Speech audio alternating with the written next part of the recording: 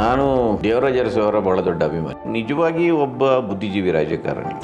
ದೇವರಾಜ ಅರಸು ಅವರ ದೀರ್ಘಾವಧಿ ಸಿಎಂ ದಾಖಲೆ ಏನಿದೆ ಅದನ್ನು ಸಿದ್ದರಾಮಯ್ಯನವರು ಮುರಿದಿದ್ದಾರೆ. ಸಾಮಾಜಿಕ ನ್ಯಾಯದ ಒಂದು ಜರ್ನಿ ಏನಿದೆ ಅದರ ನಡುವೆ ಅದು ಬ್ರೇಕ್ ಆಗಿತ್ತಲ್ಲ, ಅದನ್ನು ಮುಂದುವರಿಸಿಕೊಂಡು ಹೋಗುವ ಶಕ್ತಿ ಮತ್ತು ಅವಕಾಶ ಸಿದ್ದರಾಮಯ್ಯನವ್ರಿಗೆ ಇದೆ. ಇಬ್ಬರನ್ನು ಕಂಪೇರ್ ಮಾಡೋಕ್ಕೆ ಸಾಧ್ಯನಾ? ಆ ಕಾಲದ ರಾಜಕೀಯ ಪರಿಸ್ಥಿತಿ, ಆ ಕಾಲದ ಸಾಮಾಜಿಕ ಪರಿಸ್ಥಿತಿ, ಆ ಕಾಲದ ಪಕ್ಷದ ಹೈಕಮಾಂಡ್, ಆ ಕಾಲದ ವಿರೋಧ ಪಕ್ಷಗಳು, ಇದನ್ನೆಲ್ಲ ಗಮನಕ್ಕೆ ತಗೊಂಡು ನಾವು ಒಂದು ಇಬ್ಬರನ್ನು ಹೋಲಿಕೆ ಮಾಡಬೇಕಾಗುತ್ತೆ ಅಂತ ನನಗೆ. ಈ ದಾಖಲೆ ಮುರಿಯೋದ್ರಲ್ಲಿ ಸಿದ್ದರಾಮಯ್ಯನವ್ರಿಗೆ ನಂಬಿಕೆ ಇದೆ ಅಂತೀರ? ಮುಖ್ಯಮಂತ್ರಿ ಬದಲಾಗ್ತಾರ, ಮತ್ತೊಂದಾಗ್ತಾರ ಎನ್ನುವ ಚರ್ಚೆಯ ಹೊತ್ತಿನಲ್ಲಿ ಈ ಒಂದು ಡಿಬೇಟ್ ಸ್ಟಾರ್ಟ್ ಆಗಿದೆಯಲ್ಲ, ಅರಸು ದಾಖಲೆ ಮುರಿದರು ಅಂತ. ದೇವರಾಜ ಅರಸು ಅವರು ಹಾವನೂರು ಆಯೋಗದ ವರದಿಯನ್ನು ಜಾರಿಗೆ ತರೋಕ್ಕೆ ತೋರಿಸಿದಂತಹ ದಿಟ್ಟತನವನ್ನು ಸಿದ್ದರಾಮಯ್ಯನವರು ಕಾಂತರಾಜು ಆಯೋಗದ ವರದಿಯನ್ನು ಜಾರಿಗೆ ತರೋಕ್ಕೆ ತೋರಿಸಲಿಲ್ಲ.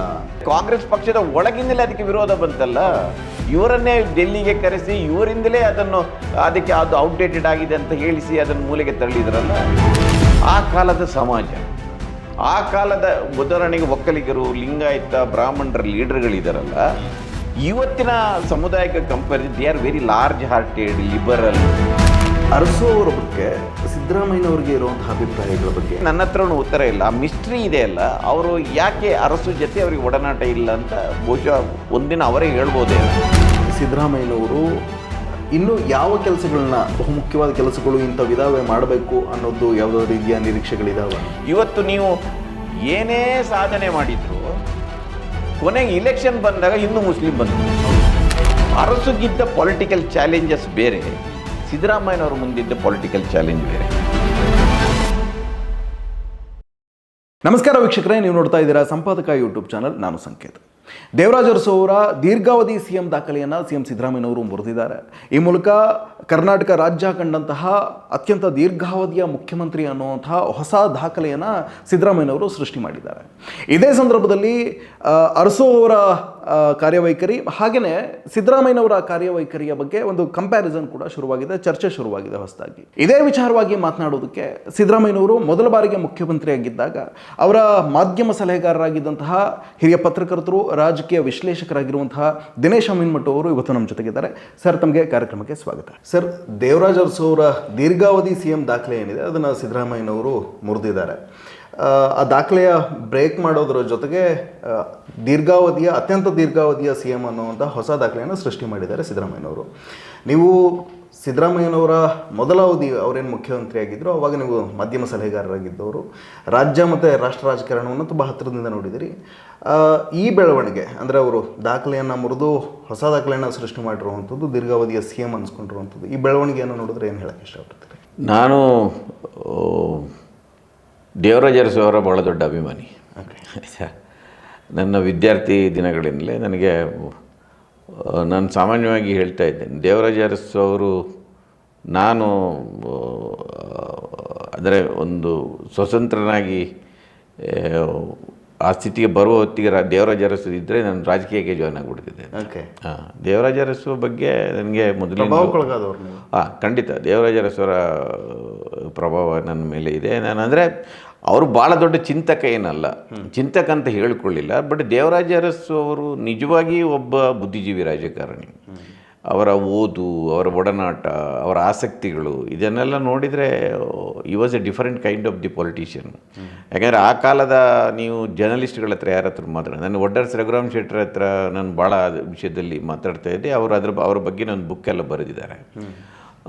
ಐಕೆ ಜಾಗೀರ್ದಾರ್ ಅಂತ ಸುಧಾದಲ್ಲಿದ್ದರು, ಅವರು ಅರಸು ಆಡಳಿತ ರಂಗ ಅಂತ ಒಂದು ಪುಸ್ತಕ ಬರೆದಿದೆ. ಅದರಲ್ಲಿ ಭಾಳಷ್ಟು ಎನೆಕ್ಟೋಟ್ಗಳು ಅದು ಇದೆಲ್ಲ ಇದೆ.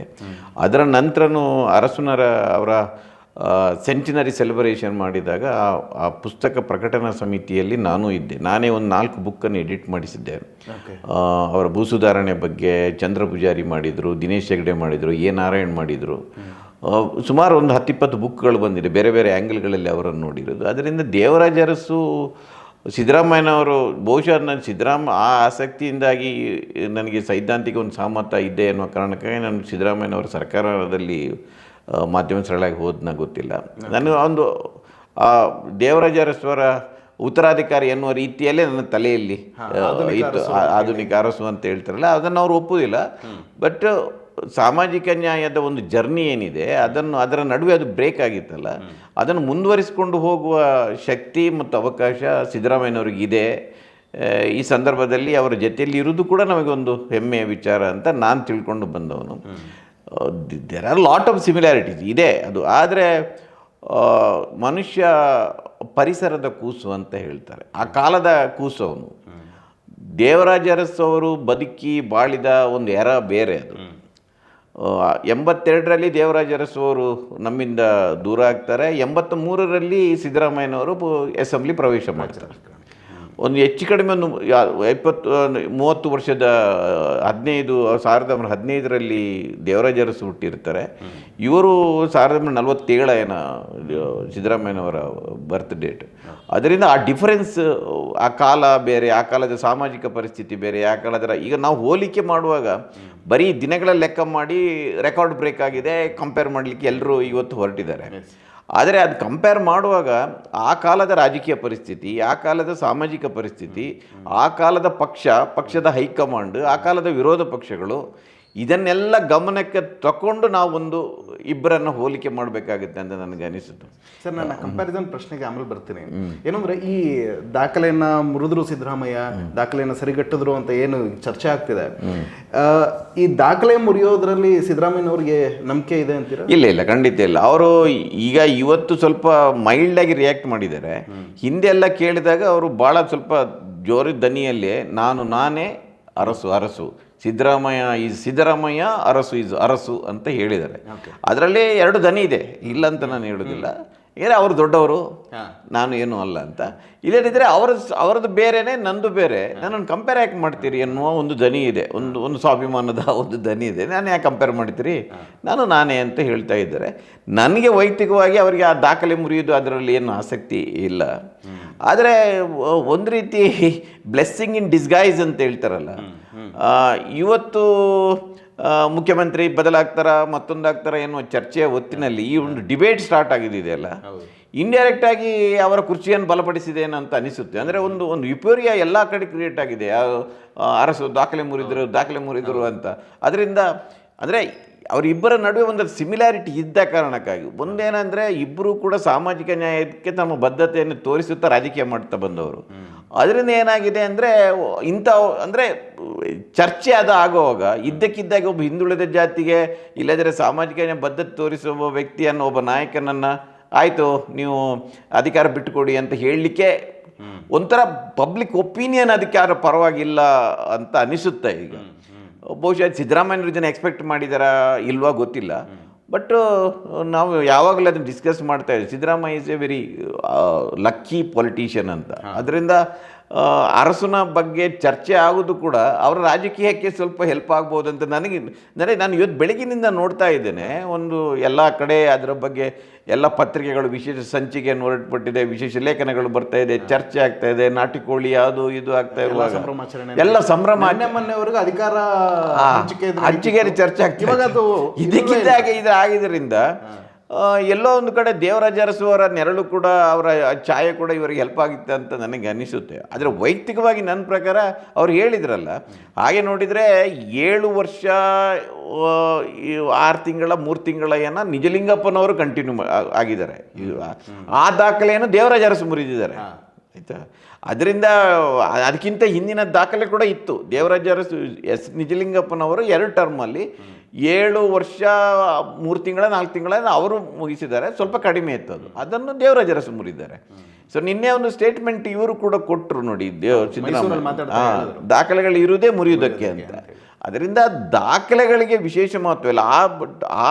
ಆ ನೆಪದಲ್ಲಿ ಆಗುತ್ತಿರುವ ಚರ್ಚೆ ಇದೆಯಲ್ಲ, ಅದರದ್ದು ಏನಾದರೂ ಮುಂದಿನ ಸಿದ್ದರಾಮಯ್ಯನವರ ಸರ್ಕಾರದ ಮುಂದಿನ ನಡೆಗಳಿಗೆ ಅದು ಏನಾದರೂ ಒಂದು ಹೊಸ ದಿಕ್ಕು ತೋರಿಸಿದರೆ, ಯಾಕಂದರೆ ಈಗ ಈ ಸಾಮಾಜಿಕ ನ್ಯಾಯದ ಪರವಾದ ರಾಜಕೀಯ ಇನ್ನಷ್ಟು ಗಟ್ಟಿಯಾದರೆ ಅದರ ಬಲ ಸಿದ್ದರಾಮಯ್ಯನವರಿಗೆ ಸಿಗ್ಬೋದು ಎನ್ನುವುದು ಒಂದು ಕಾಣಿಸುತ್ತೆ. ಹಂಗೆ ಇವತ್ತಿನ ರಾಜಕಾರಣ, ಇವತ್ತಿನ ಬೆಳವಣಿಗೆಗಳನ್ನು ನೋಡಿದರೆ.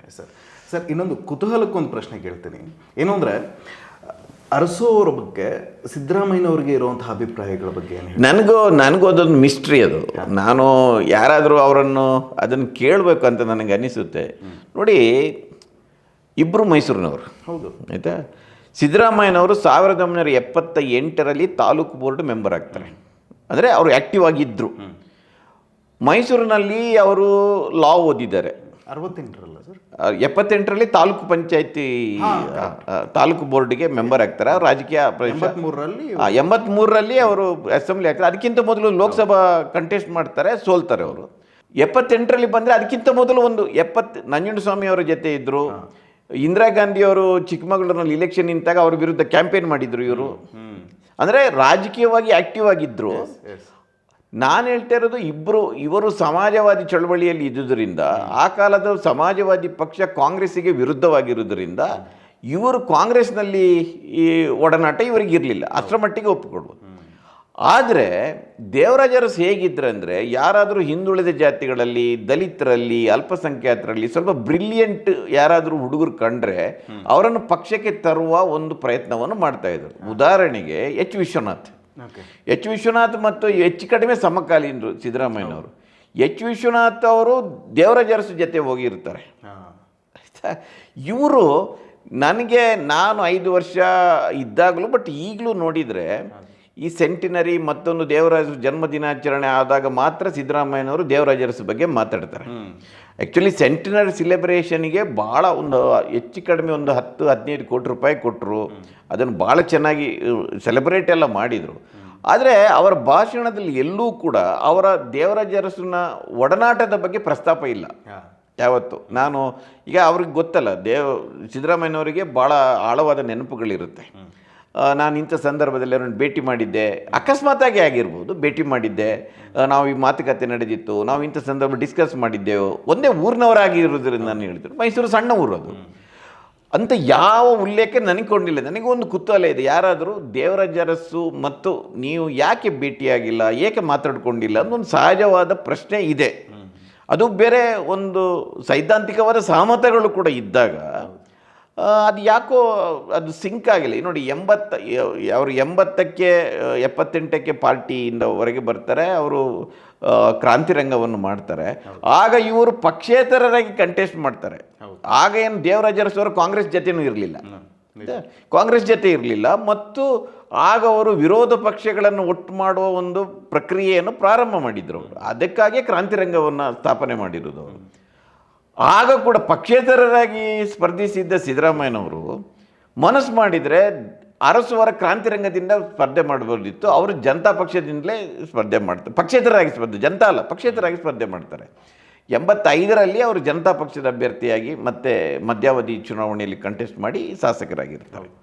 ಸೊ ಈ ಪ್ರಶ್ನೆಗೆ ನನ್ನ ಹತ್ರನೂ ಉತ್ತರ ಇಲ್ಲ. ಆ ಮಿಸ್ಟ್ರಿ ಇದೆ ಅಲ್ಲ, ಅವರು ಯಾಕೆ ಅರಸು ಜೊತೆ ಅವ್ರಿಗೆ ಒಡನಾಟ ಇಲ್ಲ ಅಂತ ಬಹುಶಃ ಒಂದಿನ ಅವರೇ ಹೇಳ್ಬೋದೇನ, ಅದಿಲ್ಲ. ಒಂದು ಕಾರಣ ಏನಂದರೆ, ಇವರು MD ನಂಜುಂಡಸ್ವಾಮಿ ಅವರ ಇನ್ಫ್ಲುಯೆನ್ಸಲ್ಲಿದ್ದರು.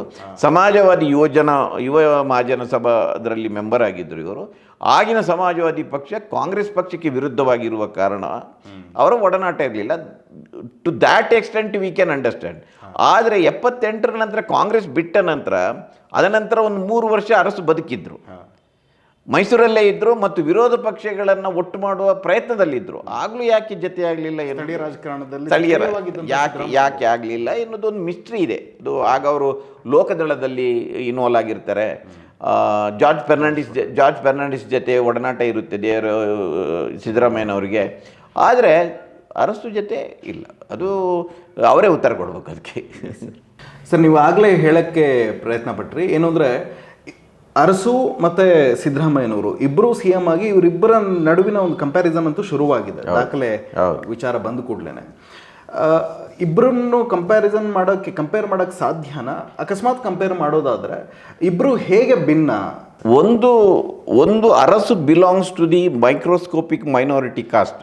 That was not a backward caste. Actually Havanur ಆಯೋಗದ ವರದಿಯಲ್ಲಿ ಅರಸು ಕಮ್ಯುನಿಟಿಯನ್ನು ಬ್ಯಾಕ್ವರ್ಡ್ ಅಂತ ಮಾಡಿರ್ತಾರೆ. ಆಮೇಲೆ ಯಾರೋ ಪ್ರಶ್ನೆ ಮಾಡ್ತಾರೆ, ಅರಸು ಕಮ್ಯುನಿಟಿ ಹೆಂಗೆ ಬರುತ್ತೆ, ನಿಮಗೂ ಜಾತಿ ಬಂತ ಅಂತ ಕೇಳಿ ಅವರನ್ನು ಹೊರಗೆ ಇಡ್ತಾರೆ. ಅರಸು ಆ ಕಾಲದಲ್ಲಿ ಹಂಗೆ ಇದ್ದರು, ಓಪನ್ ಆಗಿದ್ದರು. ನೀವು ಅರಸು ಮನೆತನದಲ್ಲಿ ಬಂದಿದ್ದರಿಂದ ಅವರಿಗೆ ಅವರ ದೊಡ್ಡಪ್ಪ ಅವರ ಮುದ್ದುರಾಜ ಅರಸ ಏನೋ ಇರ್ತಾರೆ, ಅವರ ಕೆಂಪರಾಜ ಅರಸು ಅವರ ಮಗ ಆಗಿರ್ತಾರೆ. So Kempraja Arasu cousins brother, Kempraja Arasu ಮತ್ತು ಇವರು. ಸೊ ಇವರ ಒಡನಾಟ ಇರುತ್ತೆ. ಅದರಿಂದ ಇವರಿಗೆ ಒಳ್ಳೆಯ ಸ್ಕೂಲ್ಗಳಲ್ಲಿ ಎಜುಕೇಷನ್ ಸಿಕ್ಕಿರುತ್ತೆ. ಅವರ ಕಾಲೇಜ್ ಶಿಕ್ಷಣ ಅದೆಲ್ಲ ಒಳ್ಳೆಯ ಸ್ಕೂಲ್ಗಳು ಸಿಗುತ್ತೆ. ನೀವು ಸಿದ್ದರಾಮಯ್ಯ ಓಡಿದ್ರೆ ಅವರು 4ನೇ ಕ್ಲಾಸಿಗೆ 5ನೇ ಕ್ಲಾಸಿಗೆ ನೇರವಾಗಿ ಹೋದವರು. ಅವರಿಗೆ ಒಂದು ಪ್ರಾಥಮಿಕ ಶಾಲೆಯಲ್ಲಿ ತರಗತಿಗೆ ಹೋಗಿ ಕೂಡ ಕಲಿತವರಲ್ಲ, ಅವರು ಮರಳಿನ ಮೇಲೆ ಅಕ್ಷರಾಭ್ಯಾಸ ಮಾಡಿದವರು. ಒಬ್ಬರು ಮೇಷ್ಟ್ರು ಗುರುತಿಸಿ ಅದು ಆಗ್ತಾ ಇರಲಿಲ್ಲ. ಅವರು ಮರಳಿನ ಮೇಲೆ ಅಕ್ಷರಾಭ್ಯಾಸ ಮಾಡಿದವರು. ಅಂದರೆ ತೀರಾ ಬಡತನದಿಂದ ಬಂದವರಂತಲ್ಲ, ಒಂದು ರೈತಾಪಿ ಕುಟುಂಬ. ಅದು ಶಿಕ್ಷಣದ ಮಹತ್ವದ ಬಗ್ಗೆ ಅವ್ರಿಗೆ ಗೊತ್ತಿರಲಿಲ್ಲ. ಈಗಲೂ ಅವರ ಫ್ಯಾಮಿಲಿಯಲ್ಲಿ ಅವರೊಬ್ಬರೇ ಅಲ್ವಾ, ಬೇರೆ ಯಾರು ಶಿಕ್ಷಣ ತಗೊಳ್ಳಿಲ್ಲ. ಸೊ ಈ ಬ್ಯಾಕ್ಗ್ರೌಂಡಲ್ಲಿ ಸಂಪೂರ್ಣವಾಗಿ ವರ್ಗ ರೀತಿಯಲ್ಲಿ ನೋಡಿದರೆ ಅವರು ಸಿದ್ದರಾಮಯ್ಯ ಬೇರೆ, ಅವರು ಬೇರೆಯೇ. ಅವರಿಗೊಂದು ಬೇರೆ ಪರಂಪರೆ. ಒಂದು ಒಳ್ಳೆಯ ಎಜುಕೇಷನ್ ಸಿಕ್ಕಿತ್ತು ಅರಸು ಅವರಿಗೆ. ಅವರೇನೋ ಸಿನಿಮಾ ಆ್ಯಕ್ಟರ್ ಆಗಬೇಕಂತ ಅಂದರೆ ಒಂದು ಒಳ್ಳೆಯ ಬಾಡಿ, ಅವರದು ಎತ್ತರದ ನಿಲುವು, ಅವರ ವೈಟ್ ಕಾಂಪ್ಲೆಕ್ಷನ್ ಅದೆಲ್ಲ ಇದ್ದಾಗ ಯಾರೋ ಸಿನಿಮಾ ನಟ ಆಗಬೇಕಂತಲೂ ಹೇಳಿದ್ದಾರಂತೆ. ಅಷ್ಟು ಅಂದರೆ ಆ ಕ್ಲಾಸ್ನಿಂದ ಬಂದಿದ್ದಾರೆ. ಸಿದ್ದರಾಮಯ್ಯನವರು ತೀರ ಬಡತನದಲ್ಲಿ ರೈತಾಪಿ ಕುಟುಂಬದಿಂದ ಬಂದವರು. ಅವರು ನೇರವಾಗಿ 5ನೇ ಕ್ಲಾಸಿಗೆ ಸೇರಿದರು, ಮರಳಿನ ಮೇಲೆ ಅಕ್ಷರಾಭ್ಯಾಸ ಮಾಡಿದರು. ಸೊ ಅವರಿಗೆ ಅವರ ಕುಟುಂಬದಲ್ಲಿ ಅವರ ಮೊದಲ ಪದವೀಧರ, ಅವರ ಅಣ್ಣ ತಮ್ಮಂದರಿಗೆ ಎಜುಕೇಷನ್. ಸೊ ಈ ಬ್ಯಾಕ್ಗ್ರೌಂಡಿಂದ ಬಂದವರು. ಆದರೆ ಅದರ ನಂತರದ ದಿನಗಳಲ್ಲಿ ನೀವು ಕಂಪೇರ್ ಮಾಡಿದರೆ ಅರಸು ಅವರು ಅವರ ಕ್ಲಾಸನ್ನು ಮೀರಿ ಬಂದರು. ಅವರು ಅಂದರೆ ತನಗಿಂತ ಕೆಳಗಿರುವವರನ್ನು, ತಳ ಸಮುದಾಯದವರ ಬಗ್ಗೆ ಅವರಿಗೆ ಒಂದು ಅನುಕಂಪ, ಒಂದು ಅವರ ಬಗ್ಗೆ ಕಾಳಜಿ ಹುಟ್ಟಿ ಅವರು ಒಂದು ಪರಿವರ್ತನೆಗೊಂಡವರು. ಅವರು ಅರಸನ್ನು ಆ ರೀತಿಯಲ್ಲಿ ನಾವು ನೋಡಬೇಕು. ಸಿದ್ದರಾಮಯ್ಯನವರು ತನ್ನ ಸುತ್ತಲಿನ ಸಮಾಜವನ್ನು ನೋಡಿ ಆ ನೋವನ್ನು ಅನುಭವಿಸಿ ಅದರ ಮೂಲಕ ಅದಕ್ಕೆ ನಾವು ಅವರಿಗೆ ನೆರವಾಗಬೇಕಂತ ಬಂದವರು. ಈ ಡಿಫರೆನ್ಸ್ ಇದೆ. ಅದು ಬಿಟ್ಟರೆ ಹೋಲಿಕೆಗಳಲ್ಲಿ ಅವರ ಕೌಟುಂಬಿಕ ಈ ಬ್ಯಾಕ್ಗ್ರೌಂಡ್ ನೋಡಿದರೆ ಅವರು ಭಾಳ ಭಿನ್ನವಾದ ಹಿನ್ನೆಲೆಯಿಂದ ಬಂದವರು. ಅರಸು ಅವರು 1946ರಲ್ಲಿ ಪ್ರಜಾಪ್ರತಿನಿಧಿ ಸಂಸ್ಥೆಗೆ ಸದಸ್ಯರಾದವರು. ಅಂದರೆ ಆ ಕಾಲದಲ್ಲಿ ರಾಜಕೀಯಕ್ಕೆ ಅವರು ಬಂದವರು. ಅದರ ನಂತರ ಅವರು ಕಂಟಿನ್ಯೂಸ್ ಆಗಿ ಇಲೆಕ್ಟ್ ಆಗ್ತಾರೆ. ಕಂಟಿನ್ಯೂಸ್ ಆಗಿ ಅಂದರೆ 52ರ ಮೊದಲ ಇಲೆಕ್ಷನ್ ಕಂಟೆಸ್ಟ್ ಮಾಡ್ತಾರೆ, 57ರ ಇಲೆಕ್ಷನ್ ಕಂಟೆಸ್ಟ್ ಮಾಡ್ತಾರೆ. ನೀವು ಗಮನಿಸಿದರೆ ಅವರು 72ಕ್ಕೆ ಮುಖ್ಯಮಂತ್ರಿ ಆದರು. ಅದಕ್ಕಿಂತ ಒಂದು ಶಾರ್ಟ್ ಪೀರಿಯಡಿಗೆ ಒಮ್ಮೆ ಕಾರ್ಮಿಕ ಮಂತ್ರಿಯಾಗಿರ್ತಾರೆ ಮತ್ತು ಒಮ್ಮೆ ಸಾರಿಗೆ ಸಚಿವರು ಏನಾಗ್ತಾರೆ.